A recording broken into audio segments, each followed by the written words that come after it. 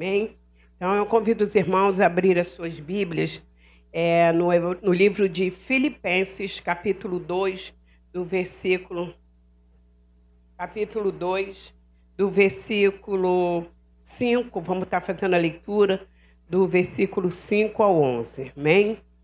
Filipenses, capítulo 2, do versículo 5 ao 11. Nós vamos estar fazendo a leitura nessa noite. Tema que o Senhor Jesus nos deu para nós estarmos compartilhando. Ir além, imitando Jesus Cristo. Amém? Filipenses, capítulo 2, do versículo 5 ao 11, diz assim a palavra do Senhor.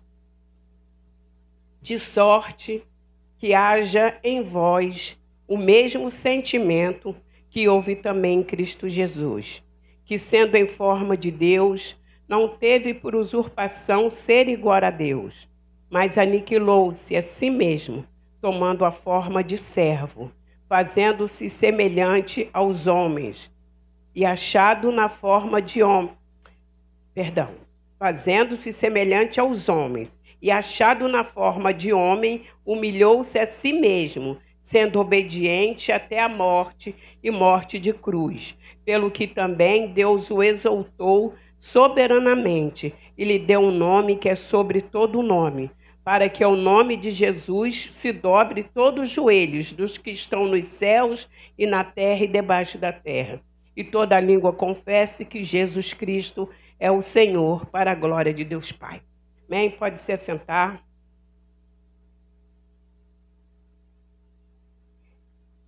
Irmãos, Paulo, ele vai escrever essa carta aqui para Filipenses.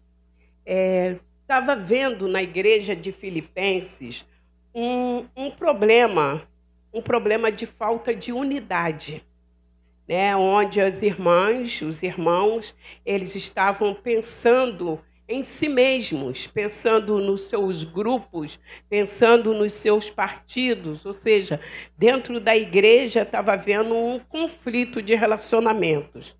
E Paulo, ele está preso em Roma, quando ele é informado dessa situação, então ele escreve essa carta para a igreja de Filipe, que está em Filipos, né, para que eles pudessem estar corrigindo esse conflito que ali estava acontecendo. Inclusive, aqui no capítulo 4, no versículo 2 ainda de Filipenses, ele vai aqui colocar duas mulheres, ele fala de duas mulheres que são cooperadoras, que são envolvidas na obra, que são dedicadas na igreja, Evódia e Sintique, e que agora elas estão passando por um desentendimento.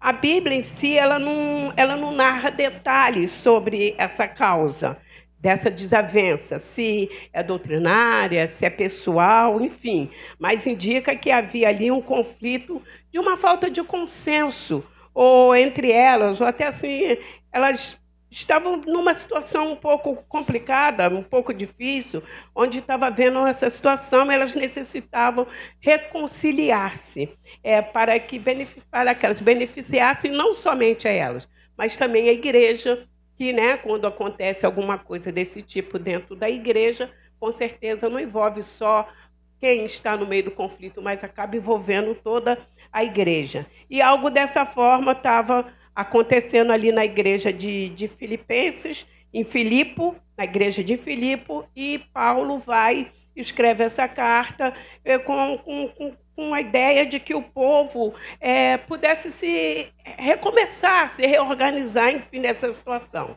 E ele vai trazer aqui nesses versículos que a gente leu, ele vai trazer alguns exemplos. E ele vai trazer alguns exemplos, ele vai trazer exemplos sobre ele vai trazer exemplos sobre Timóteo.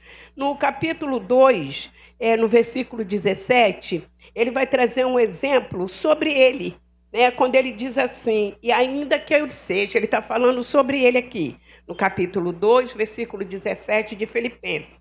Ele diz assim, e ainda que seja oferecido por libação sobre o sacrifício e serviço da vossa fé, fogo e me regozijo em todos vós. Né? Ele está mostrando o quê? Que ainda que ele viesse a sofrer pelo povo, mas ele se alegrava, porque ele vivia para isso, ele se dedicava desta forma. Ele vai também trazer exemplo, ainda no capítulo 2, no versículo de 18 ao 21, ele vai trazer exemplo sobre Timóteo, sobre essa entrega, sobre a dedicação de Timóteo com a igreja. Depois, ainda no versículo 2:30, ele vai trazer exemplos de Epafrodito. De Epafrodito, ele vai dizer, num pedaço, ele vai dizer que Epafrodito esteve perto da morte, né? Ou seja, dentro dessa dedicação na obra de Deus, o quanto eles se entregavam, não só pela vida deles na obra, mas pelo outro, né? E aí ele vai trazer aqui o maior de todos os exemplos, que é o tema da nossa mensagem, que é o exemplo de Jesus. No capítulo 2, aqui no versículo 5, que a gente acabou de ler, de sorte que haja em vós o mesmo sentimento que houve também em Cristo Jesus. Ou seja, Jesus, ele é o maior exemplo, meu irmão, para todos nós.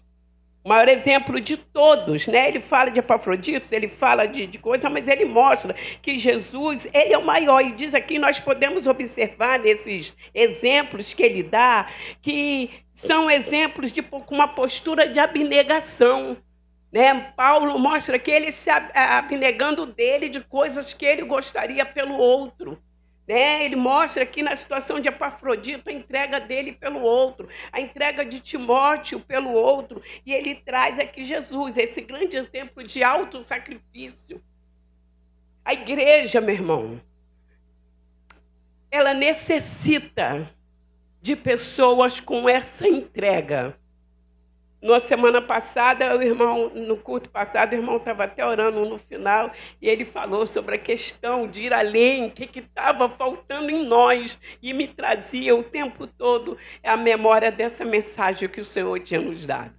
O que estava faltando em nós? Porque a gente vê uma entrega tal aqui na vida dos nossos irmãos no passado, que a igreja precisa dessa entrega, a igreja necessita hoje dessa entrega, para que haja essa mudança que nós aguardamos em Deus a cada dia.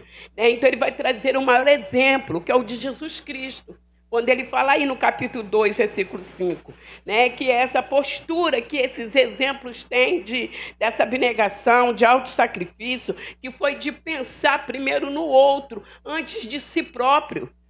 Quando você lê os livros, as histórias deles, nós vamos ver eles pensando o tempo todo no outro, e não neles, naquilo que muitas das coisas que eles gostariam até de fazer, e eles estão abrindo mão para servir ao próximo. Então, não há outra maneira de corrigir uma crise, um conflito de relacionamento, né, que não seja com a empatia. Às vezes, nós temos esses problemas, essas crises no casamento, no trabalho, na família. Nós passamos por essas crises de relacionamento, como estava acontecendo aqui.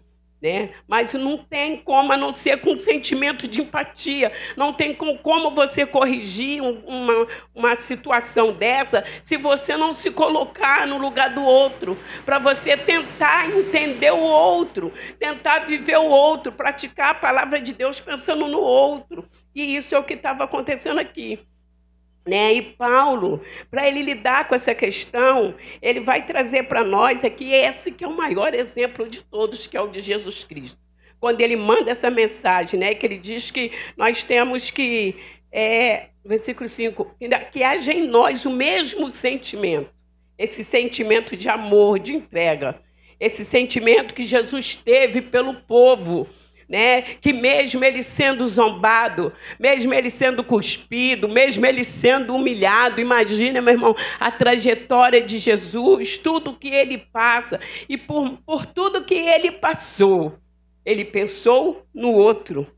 Ele foi cuspido, humilhado, escarnecido, pregado na cruz, e mesmo nessas condições, o que ele faz na cruz? Ele ora, e ele diz: Pai, perdoa-lhes, porque eles não sabem o que eles fazem. Então, imagina, nós trazendo para nós hoje, nós somos esses, Nós somos esses. Hoje, para a glória de Deus, nós passamos por um milagre que a graça nos alcançou e a gente luta contra o pecado. Mas, irmãos, o nosso histórico de todos nós, antes da conversão, era históricos daquele que cospe, que zomba, que massacra o Senhor Jesus. E ainda assim, mesmo nessas piores das condições, ele não olhou para o nosso pecado. Ele se entregou por mim, ele se entregou por você. Nós vamos ver ainda aqui alguns pontos de abnegação de Jesus, e nós vamos estar vendo nesses versículos aqui. Versículo 6, vamos ler o versículo 6. Ele diz assim, olha, que sendo em forma de Deus, não teve por usurpação ser igual a Deus. Então fala de quê? De usurpação. O que é usurpação? É uma apropriação ilícita. É estar ocupando ou quer ocupar uma posição que não lhe é de direito. Então, a gente vai trazer alguns exemplos que a Bíblia mostra de usurpação. Um deles, meu irmão, é Adão. Adão, no Éden, Deus deu a ele o domínio sobre todas as coisas.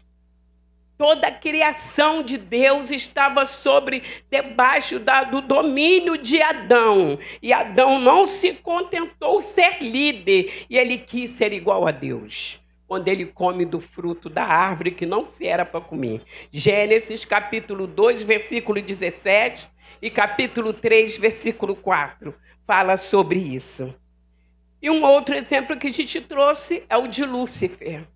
Lúcifer, um anjo de luz, ele não se contentou em ser criatura, e ele quis ser igual ao Criador. Gostaria de aquele lugar que não era para ele. Isaías, capítulo 14, do versículo 12 ao 14, fala sobre isso. São exemplos de usurpação. E aí eu te pergunto, Jesus era Deus? Eu te respondo, sim, Jesus era Deus. Antes que existisse todas as coisas na eternidade, né? Ele já tinha glória, ele já tinha honra, adoração, ele já tinha uma plena comunhão com o Pai. No Evangelho de João, no capítulo 1, no versículo 1, ele vai dizer assim, que no princípio era o Verbo, e o Verbo estava com Deus, e o Verbo era Deus. No 1,14 vai dizer que o Verbo se fez carne e habitou entre nós. Então, no caso de Jesus, não era usurpação, era direito. Jesus era de direito dele, mas Jesus, mesmo tendo direitos, ele renuncia, ele abre mão para mostrar para nós o máximo de exemplo de abnegação e de renúncia pelo outro, eu e você. Ele abre mão. Meu Deus do céu, né? E qual a maior, irmão, qual a maior causa dos nossos relacionamentos, dos nossos conflitos de relacionamento? Eu tenho direito. Né? Não é assim? Quando está nos conflitos, quando está nos problemas, né? No meio da família, da igreja, no trabalho, onde for, eu tenho direito, irmão. Eu não fiz nada. O que eu fiz? Eu não fiz nada, então eu tenho direito. Aí você diz, mas não, irmão, tem que pedir perdão. Eu? Por que eu tenho que perdoar? Perdoar o quê? Eu não fiz nada. Eu não tenho que perdoar nada não, irmão. Quem perdoa é Deus, Deus que tem que perdoar, não sou eu não. Não é essa fala, irmão. É essa fala que a gente ouve. É essa fala, eu não fiz nada não. Eu não tenho por que fazer nada não. Mas, irmão, tem que abrir mão. Mas por que eu tenho que abrir mão? Eu que fui injustiçado, eu que fui prejudicado, eu que fui envergonhado. Quando nós estamos nos conflitos de relacionamento, é assim que se age, mas fui eu que fui acusada, fui eu que fui isso, então eu estou no meu direito e eu não tenho que fazer nada não, o que tem que fazer? E fica aquela contenda e as pessoas se defendendo daquilo que ela não fez e muitas das vezes realmente ela não fez, por isso ela usa essa frase. Eu que fui injustiçada, irmão. Falou contra mim, deixa aquilo tudo entrar no coração. Falou contra mim, me agrediu, fez e aconteceu. A palavra de Deus vai dizer em Mateus 6, versículo 14 e 15, fala sobre perdão. Quando nós perdoamos o outro, o Senhor nos perdoa. Está lá em Mateus 6, capítulo 14, no versículo 15. E no livro de Mateus 6, e no livro de Mateus ainda, no capítulo 5, do versículo 23 e 24, me lembrei dessa passagem meditando na pregação do irmão Mário. Ele fala bastante dessa passagem, ele falou, eu me lembrei, que diz que se você, meu irmão, olha, presta atenção nessa mensagem. Porque, de repente, está tendo algo dentro de nós que está nos impedindo de ir além. E a gente não está prestando atenção. Uma certa vez eu vivi uma experiência com essa mensagem, numa causa assim mesmo, em que eu dizia, mas eu não fiz nada. Mas eu não fiz nada. Mas a pessoa, eu falei, a outra veio, mas Rosângela, eu falei, mas eu não fiz nada, amada. Como é que eu vou fazer? Eu não fiz nada, eu quero consertar isso, mas eu não sei nem como. Aí uma outra veio e falou, irmã, você já leu Mateus 5, 23, 24? E aí eu fui, falei, amada, vamos lá, fui, li, tá vendo aqui? É isso. É disso que nós estamos falando agora, meu irmão. Mateus 5, 23 e 24 vai dizer que se você vai no altar deixar a sua oferta e você se lembrar que alguém, o irmão, tem algo contra você, você deixa a sua oferta e vai lá se reconciliar com o irmão. Não está dizendo que é o irmão que tem que vir, vai te perdão pelo que ele fez com você, o teu coração está doído. Não, não é isso que a palavra de Deus está nos ensinando. Ela está dizendo que você que vai lá se reconciliar com o irmão. Não, a gente não pode deixar, meu irmão, que as situações que acontecem venham subir no nosso coração e fazer morada de uma forma que a gente não abra mão do perdão. O perdão é bíblico, a reconciliação é bíblica, é Deus que está mandando que seja dessa forma. Então é dessa forma. Vamos lá, vai lá, abre o coração, irmão, olha, eu vim aqui, vamos conversar, entendeu? Não deixe que as coisas se agravem. E ele fala sobre isso. E Jesus, ele é o maior exemplo de renúncia para nós, porque ele foi o primeiro a abrir mão. E ele abre mão da glória no sentido de deixar, né? Não que ele deixou de ser Deus, mas no sentido de abrir mão das regalias, das maravilhas que ele tinha lá para estar aqui por amor de nós. Ele não olhou para o nosso pecado, ele não olhou o quanto nós o agredimos com as nossas ações. Ele simplesmente veio, renunciou e veio por amor de nós. Ele não ficou, não, vocês que fizeram lá, não. Ele não olhou para os nossos pecados. E nós, como servos de Jesus Cristo, não podemos olhar para a transgressão do outro. Nós temos que ter esse sentimento de amor como Jesus e abrir mão e dar o primeiro passo. Dar o primeiro passo para a reconciliação.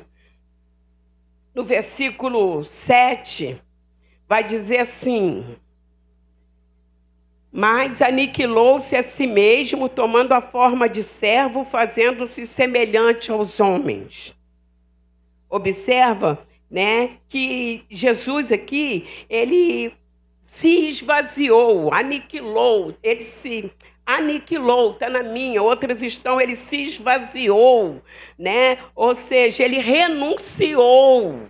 Né? Esse é o sentido aqui da palavra. Então ele se esvaziou, porque ninguém tinha como esvaziar, ninguém tinha como aniquilar, foi ele próprio, e conciliação com o Pai, que abriu mão para que nós pudéssemos estar aqui hoje. Né? E ele não dá ouvidos às palavras que foram ditas a respeito dele. Né? Porque as palavras que são ditas, meu irmão, a nosso respeito, palavras de acusação, palavras de escândalo, palavras que entristecem, as palavras elas só têm dois sentidos. Ou elas são verdadeiras, ou elas são mentiras. E no caso, o que falavam de Jesus, chamavam ele de beberrão, chamavam ele de endemoniado, mas o que acontecia? Ele não era nada daquilo. Então as palavras não afetaram Jesus. Então as palavras também não podem te afetar, porque você não é aquilo que a pessoa diz que você é. Então não deixe que essas coisas entrem no teu coração e faça morada. Dê prioridade à palavra de Deus e abra mão do orgulho, abra mão da soberba, abra mão e vai lá e diz: olha, eu estou aqui.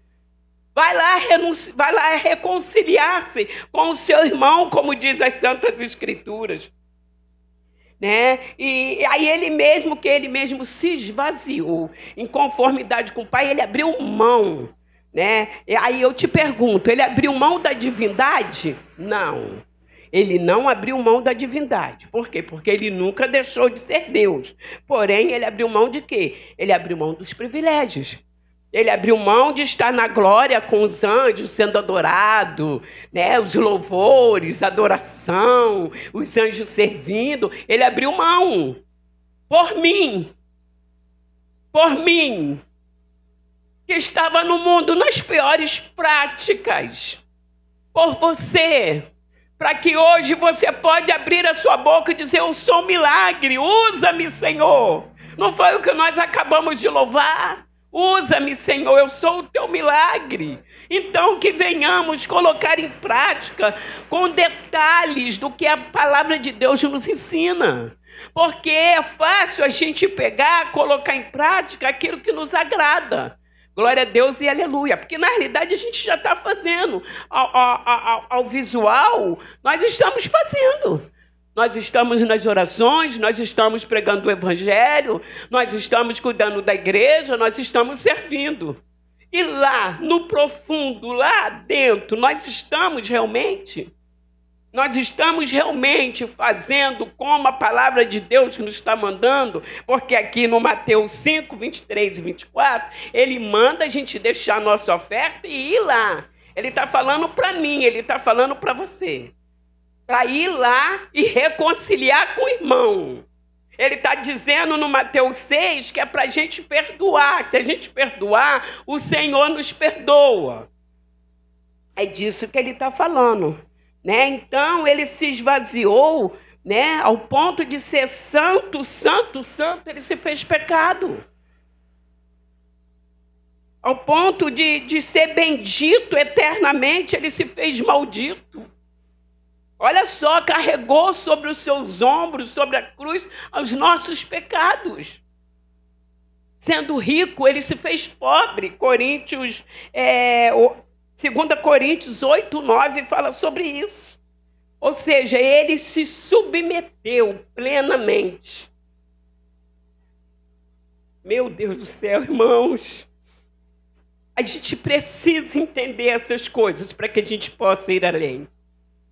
Se submeter plenamente, ao ponto de não olhar para nós mesmos, mas olhar para o nosso Deus. Olhar para a palavra e colocá-la em prática conforme o Senhor está mandando fazer. E dentro desses conflitos de relacionamento, eu quero fazer uma pergunta para você, mas eu não quero que você responda para mim. Responda para você mesmo, porque essa pergunta ela é para mim também. Quando foi que você renunciou? Quando foi que você abriu mão de alguma coisa pelo outro? Quando foi que você não reivindicou os seus direitos e abriu mão pensando no outro? Foi o que Jesus Cristo fez. Maior exemplo de todos os homens, por mim e por você. Se ele fosse olhar para nós, ele não viria. Mas ele estava olhando para a humanidade perdida, debaixo da ira de Deus, necessitando de ser reconciliado. Imagina, irmão, uma multidão, ele olhando e vendo aquela multidão, tudo fora do projeto de Deus. E ele, em concordância com o Pai, deixa lá e vem. E o que é mais lindo e o que é mais maravilhoso, que ele poderia se sentar e dizer: Pedro, vai lá, Paulo, fulano de tal, e ficar só ali ordenando. Ele não fez isso.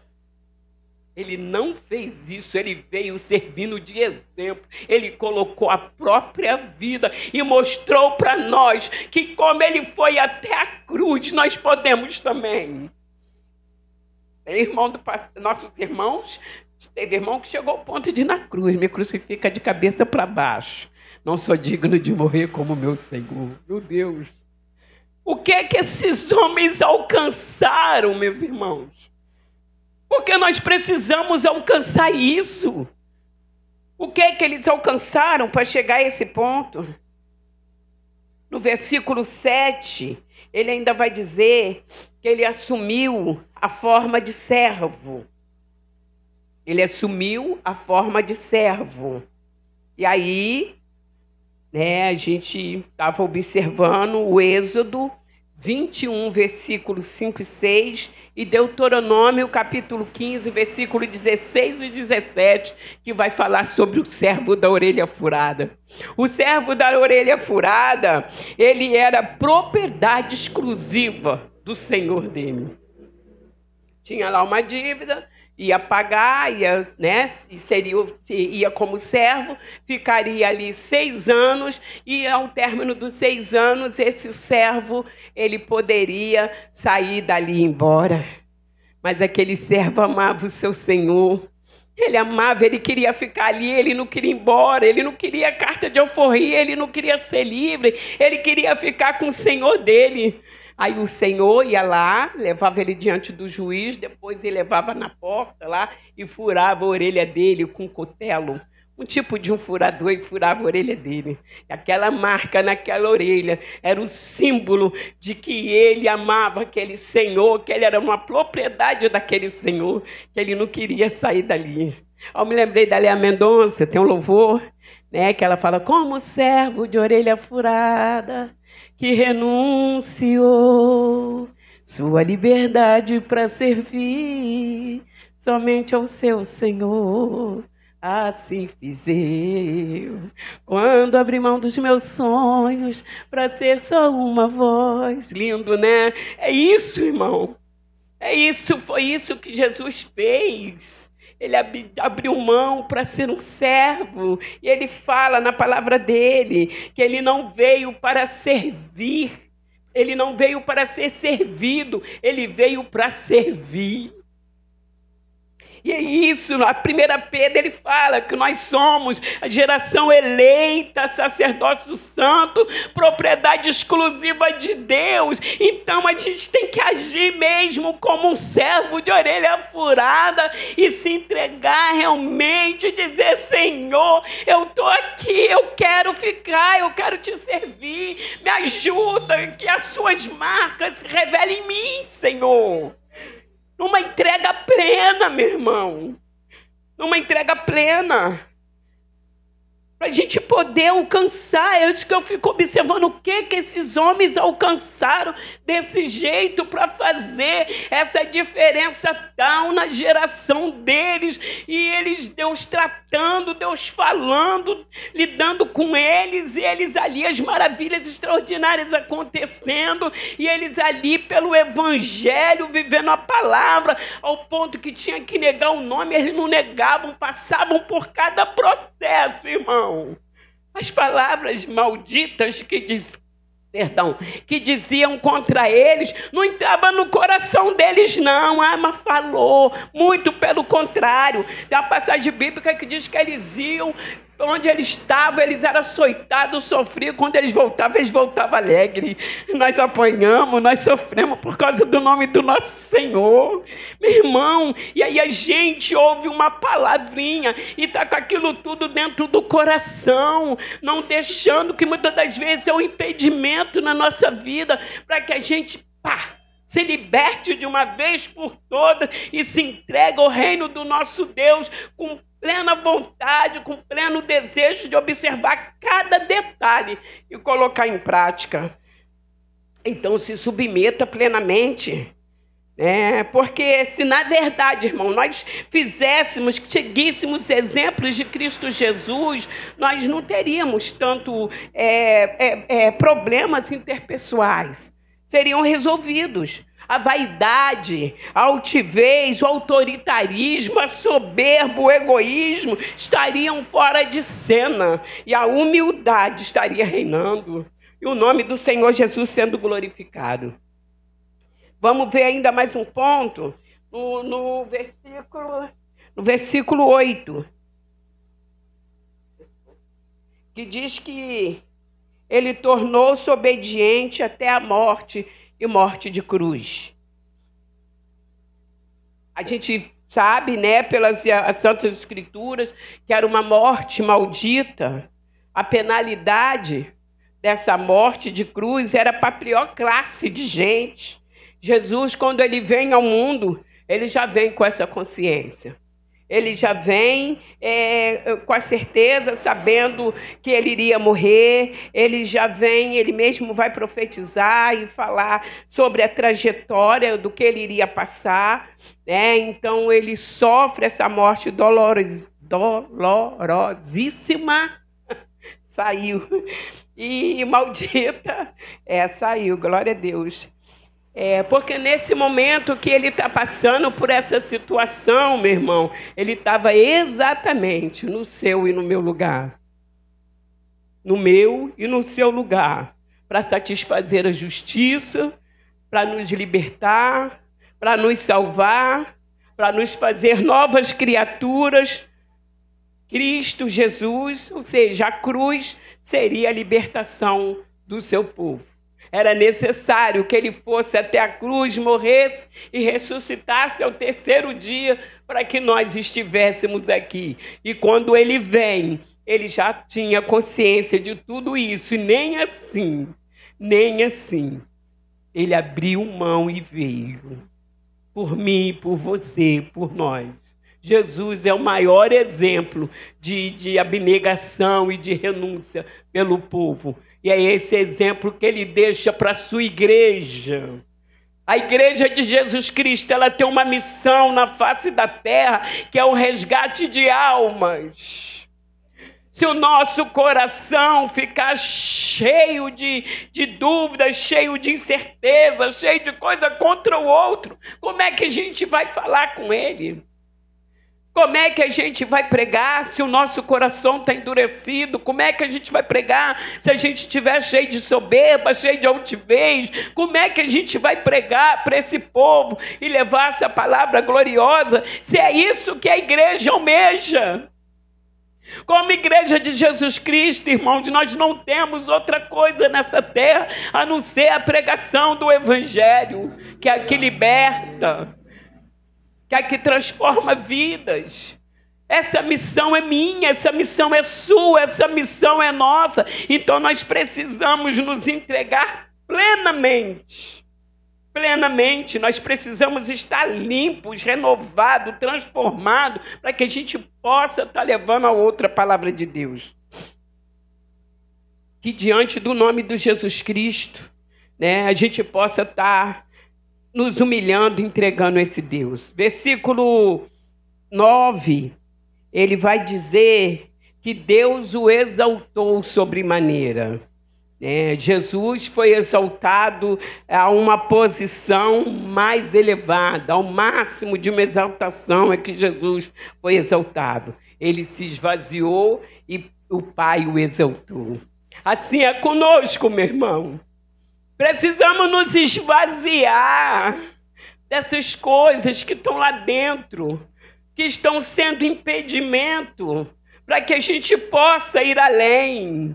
Nós necessitamos nos esvaziar delas. A palavra de Deus vai dizer em Mateus 23, 12. Mateus 23, versículo 12. O que a si mesmo se exaltar será humilhado. E o que a si mesmo se humilhar será exaltado.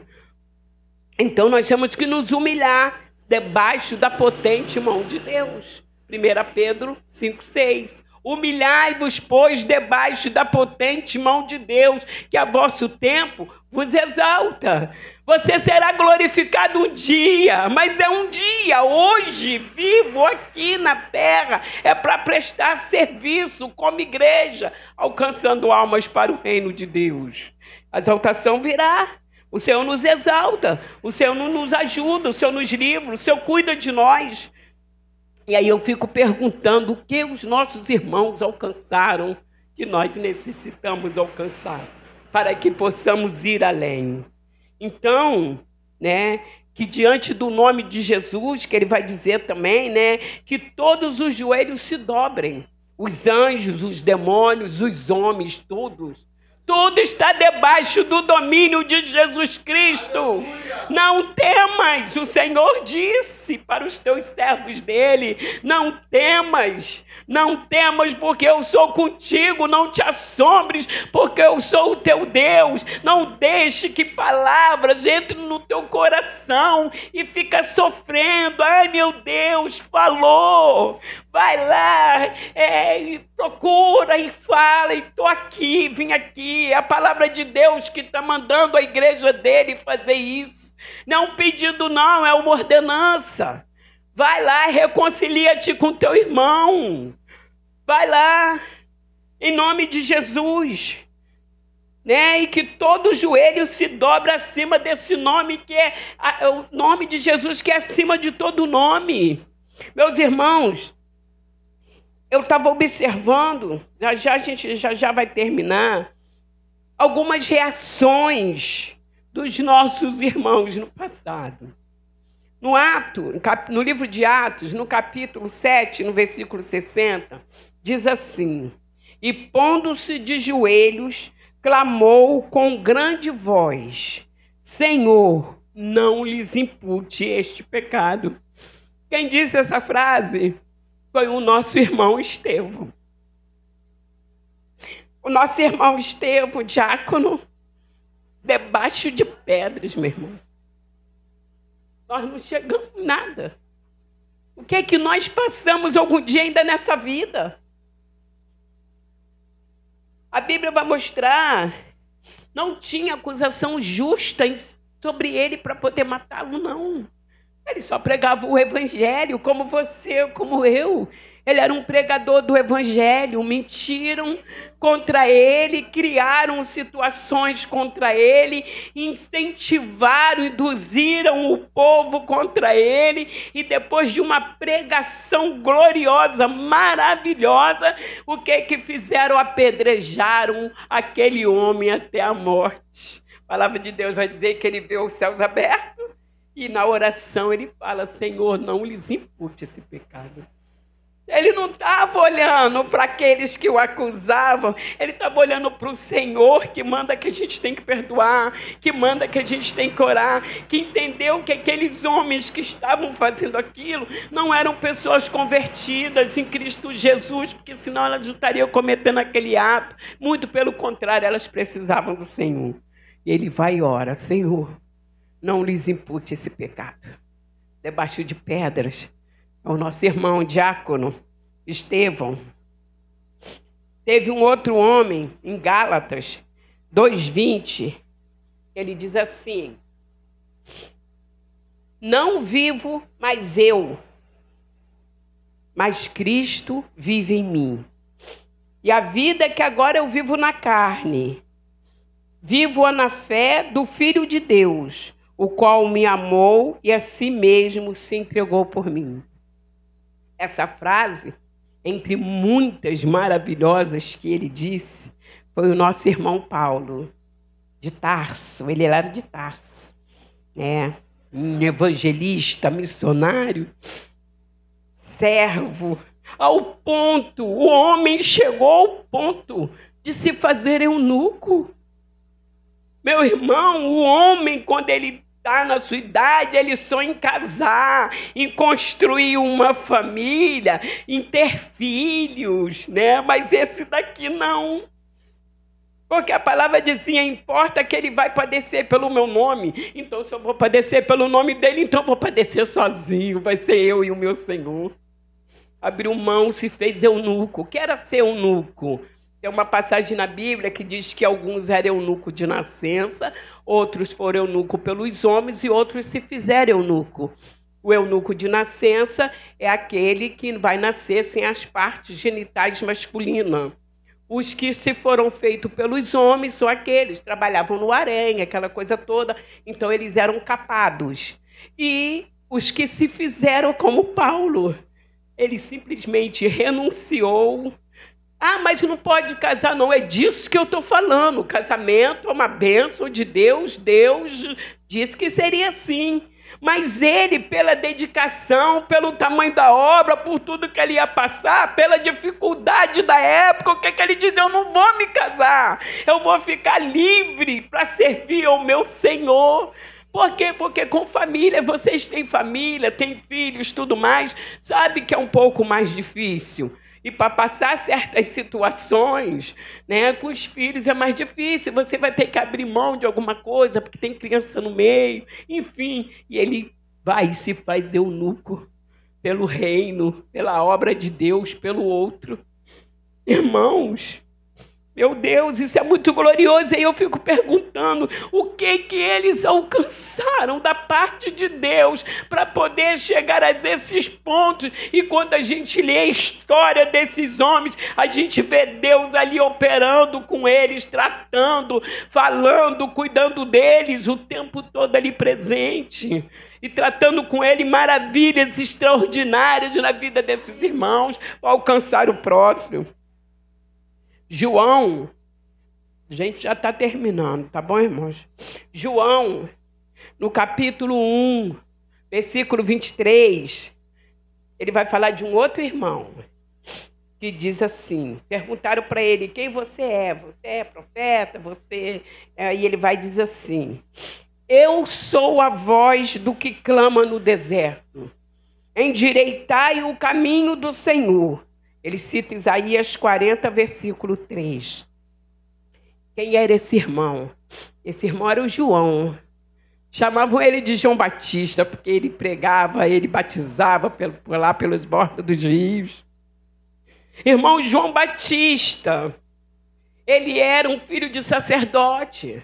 Então, pela lógica, ele ia ser preparado para os sacrifícios, ele ia estar no templo, lá, servindo. Mas ele, o que ele entendeu? Que ele vai, ele pega e deixa aquilo tudo e vai para o deserto. Comer gafanhoto e mel silvestre, se vestir de pele de camelo e um cinto de couro e pregar para o povo e dizer, arrependei-vos, porque é chegado o reino dos céus. Raça de víboras, quem vos induziu a fugir da ira futura? Preparai, pois de fruto digno de arrependimento. Largou tudo. Ele não olhou para aquilo tudo que poderia ser bom para ele. Ele viu a necessidade da palavra. E tem, acho que é no versículo 3, tem um outro momento que diz que Anás era isso, Caifás era não sei o quê, Herodes era uma santa de coisas, mas que a palavra de Deus estava com João Batista no deserto. A palavra de Deus está com você, na tua boca e no teu coração. Se entrega a Deus de uma forma plena. Ainda que seja alguma coisa que Deus pedir de você, que aos seus olhos, de repente, aparentemente, não vai ser bom. Você vai dizer, meu Deus. Mas se foi Deus, meu irmão, é para glorificar o nome dele. Uma certa feita, Deus virou para o profeta e falou, mandou ele se casar com uma prostituta. E ele foi, Deus operou, simbolizando, né, a questão de Israel, enfim. Não olhou para eles, meu irmão. Olhou para o outro. E o que será que está nos impedindo? O que será que está nos impedindo? Sabe por quê? Porque nós estamos como o jovem rico. Né? O jovem rico, Jesus chega para ele, pergunta lá, os mandamentos, sei tudo. Já sei, estou fazendo, estou cumprindo, estou lá. Aí Jesus falou, então você pega lá o que você tem de riqueza, vende, dá aos pobres e vem. E aí, ó, ele emudeceu. Não estamos falando de petição de dinheiro, deixando claro que muitos usam para poder pedir o dinheiro. Não é disso que Jesus está falando aqui. Não é sobre isso, não é sobre petição de dinheiro, é sobre aquilo que estava dentro dele, aquele amor ao dinheiro que estava impedindo aquele jovem de ir além. Era sobre isso. O que estava impedindo era o amor, estava lá dentro dele preso. Sabe por quê? Porque ele já estava fazendo tudo. E nós hoje, pode ser que estejamos como esse jovem rico. Estamos cuidando. A igreja está arrumadinha, está bonitinha, ensaiou o louvor, está todo mundo louvando, estamos orando, estamos evangelizando, estamos fazendo tudo aparentemente. Mas será que não tem lá dentro de nós algo que está nos impedindo de ir além? Que o Senhor Jesus, nessa noite, tenha misericórdia de nós. Que se tem em mim, que se tem em você, que se tem em nós uma falta de perdão, uma altivez, uma soberba, algo que lá dentro de nós esteja nos impedindo de ir além, para que nós possamos ser desprendidos, como os nossos irmãos no passado, que entregavam as suas vidas, não olhavam para as dificuldades. Eles não olhavam, eles tinham muito mais dificuldade do que nós hoje. Eles não olhavam para as dificuldades, eles simplesmente diziam: eis-me aqui, envia-me a mim. E eles iam e faziam conforme Deus mandou fazer, e o nome do Senhor era glorificado. Amém? Então, que o Senhor nos abençoe com essa palavra e que o Senhor venha mostrar para nós o que há em nós, que pode ser que está nos impedindo de ir além. Amém?